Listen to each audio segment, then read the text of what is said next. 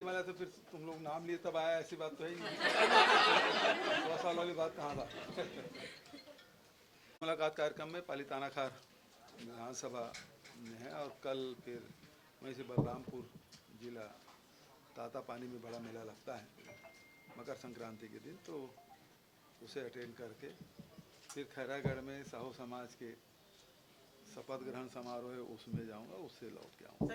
आज कई जगह पे ईडी ने मैं पहले बताया था वो चुनाव तक पूरा रहेंगे, चुनाव करा के जाएंगे। सर बस्तर के विकास के लिए एक शरद यादव जी जबलपुर यूनिवर्सिटी से उन्होंने अपने राजनीतिक जीवन की शुरुआत की और धीरे धीरे वो राष्ट्रीय राजनीति में आए और जब तक कि वो राजनीति में सक्रिय थे, भारतीय राजनीति को वो प्रभावित करते रहे अपने कार्यों से, अपने विचारों से। उसके जाने से एक युग की समाप्ति हुई है। एक बड़े राजनेता का जाना निश्चित रूप से देश के लिए, समाज के लिए नुकसानदायक है। मैं उन्हें श्रद्धा सुमन अर्पित करता हूँ। भारतीय जनता पार्टी 4 साल घाट परियोजना को लंबित किया जा रहा है। कल भी जो बैठक हुई उसमें आप जो कांग्रेस के सांसद है उन लोगों ने आवाज उठाई थी। क्या रेल के लिए? रेल के लिए करना चाहिए। बस्तर के देखिए, बस्तर से जुड़ने के लिए केवल अब सड़क मार्ग है और एक फ्लाइट चलती है। रेल मार्ग से भी जुड़ने से वो उधर से उड़ीसा से होके जो जाते हैं वो बहुत लंबा पड़ता है। यदि ये रेल मार्ग जुड़ जाएगा तो आवागमन के हिसाब से भी बड़ी सुविधाजनक होगी लोगों को। अच्छा, सरकार को परेशान करने की कोशिश है। आपने पहले भी कहा था कि चुनाव तक आएगी तो ये काम प्रभावित हो, क्योंकि चुनावी समय में डिलीवरी ज़्यादा देनी है, काम अच्छा करना है सरकार को। ये सीधी बात है, मैं शुरू से कह रहा हूँ कि भारतीय जनता पार्टी यहाँ लड़ नहीं पा रही है। लगातार बैठ के कर रहे हैं, लगातार प्रभारी बदल रहे हैं, प्रदेशाध्यक्ष बदल रहे हैं, CLP लीडर बदल रहे हैं, अब नेता प्रतिपक्ष बदल रहे हैं।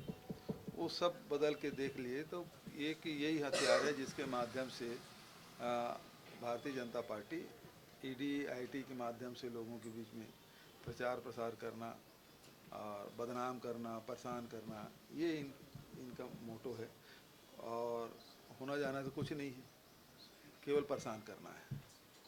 लेकिन टारगेटेड जो चैम्बर ऑफ कॉमर्स में थे उसमें कहा था टाइम पीरियड होती है सनी की जो वर्क रजिस्ट्री का, तो आपको क्या लग रहा है कि विधानसभा इलेक्शन ही है कि फिर लोकसभा भी? भाई महाराष्ट्र में अब सेंट्रल एजेंसी की दबिश होती ही क्या?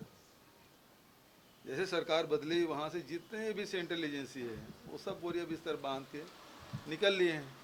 अब चूंकि छत्तीसगढ़ में चुनाव हैं तो फिर इस प्रकार से कर रहे हैं। उनका तो उद्देश्य ही वही है। जहाँ जहाँ चुनाव होते हैं, पश्चिम बंगाल में पहले खूब चला था चुनाव पहले तक के, उसके बाद महाराष्ट्र में चला, यहाँ उसके पहले कर्नाटक में चला था, अब यहाँ चल रहा है। तो ये कुल मिला के जो स्थिर सरकार है उसको स्थिर करना, जो जितना बदनाम कर सकते हो बदनाम करो और अधिकारियों को, व्यापारियों को, राजनेताओं को डराने का काम। भारतीय जनता पार्टी धरना जहाँ करे भाई उसको क्या करना है। सर, इस मामले को लेकर ये केंद्रीय मंत्री हरदीप पुरी से भी शिकायत है उसका स्मार्ट सिटी के भ्रष्टाचार, इनके जो भ्रष्टाचार है उसकी शिकायत की एक आध तो जांच करा ले। नान की जांच करना चाहते थे, वो हाई कोर्ट में स्टे लेके बैठे हैं, PIA लगाया तत्कालीन नेता प्रतिपक्ष। ये भारतीय जनता ये झीरम घाटी की जांच करने की बात करते हैं तो नहीं, ये जांच नहीं करती, खुद नहीं करती, हाई कोर्ट में स्टे लेके बैठ जाती है। तो जितने भी हम लोग कार्रवाई करने की कोशिश कर, चिट फंड कंपनी के हजारों करोड़ रुपया यहाँ के निवेशकों को डूबा है, हम लोग बोलते हैं उसको जांच करो, तो उसको जांच नहीं करेंगे। तो राज्य सरकार की कोई बात माननी चाहिए कि नहीं माननी चाहिए? और है तथ्य डूबा है कि नहीं डूबा है, एक एक आदमी कह सकता है छत्तीसगढ़ का कि चिट फंड कंपनी में उनके पैसे डूबे हैं।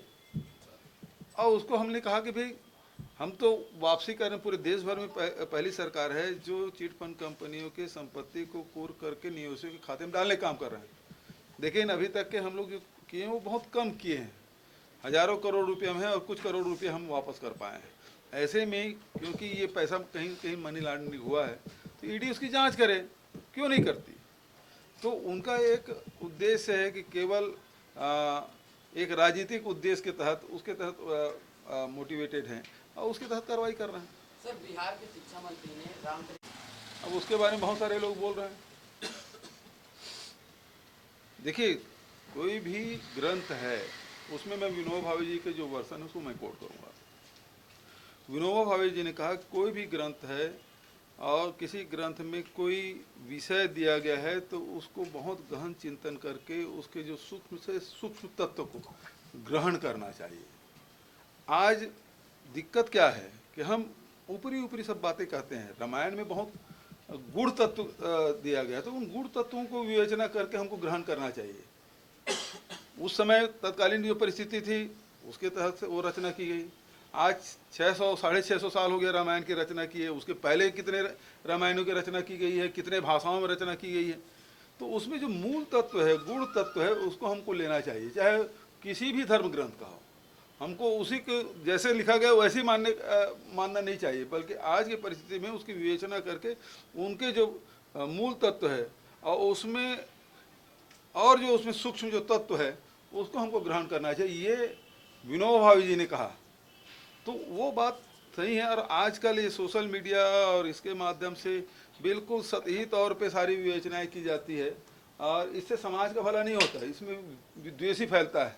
उसके जो मूल तत्व, रामायण के जो मूल तत्व है कि उसमें राम का चरित्र क्या है, भरत के चरित्र क्या है, हनुमत जी के चरित्र क्या है, लक्ष्मण का चरित्र क्या है, गुहराज निषाद के चरित्र क्या है, जटायु के चरित्र क्या है।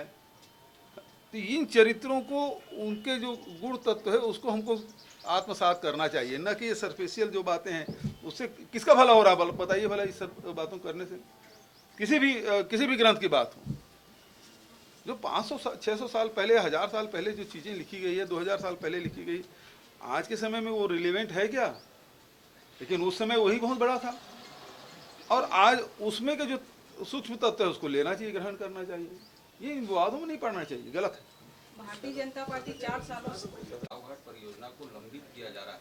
कल भी जो बैठक हुई उसमें आप जो कांग्रेस की सांसद है उन लोगों ने भी आवाज उठाई थी इसमें। क्या रेल के लिए रेल के लिए करना चाहिए। बस्तर के, देखिए, बस्तर से जुड़ने के लिए केवल अब सड़क मार्ग है और एक फ्लाइट चलती है। रेल मार्ग से भी जुड़ने से वो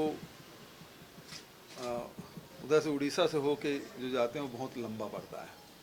यदि ये रेल मार्ग जुड़ जाएगा तो आवागमन के हिसाब से भी बड़ी सुविधाजनक होगी लोगों को। अच्छा, ये सरकार को परेशान करने की कोशिश है। अचानक से वोट में उतर गई और अब दिल्ली तक जोर लगा रहे। क्या ये 2023 के टिकट को लेकर टारगेट कर रहे हैं? ये इनको तो पहले कह दिया गया था, सारे बड़े जो 14 बचे उसको भी कह दिया गया था तुमको टिकट मिलने वाली नहीं है।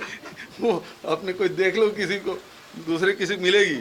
क्योंकि लोकसभा में सबके टिकट काट के देख लिए, अभी गुजरात में सबके टिकट काट दिए, तो विधानसभा में सबकी टिकट कटने वाली है, तो वो कैसे अपने आप को बचाएं, इस कवायद में लगे हुए हैं। ठीक है, क्या करेंगे भैया फिर ये लोग? कांग्रेस के दरवाजे खुले हैं क्या? भैया निमंत्रण दे दो उन लोग को।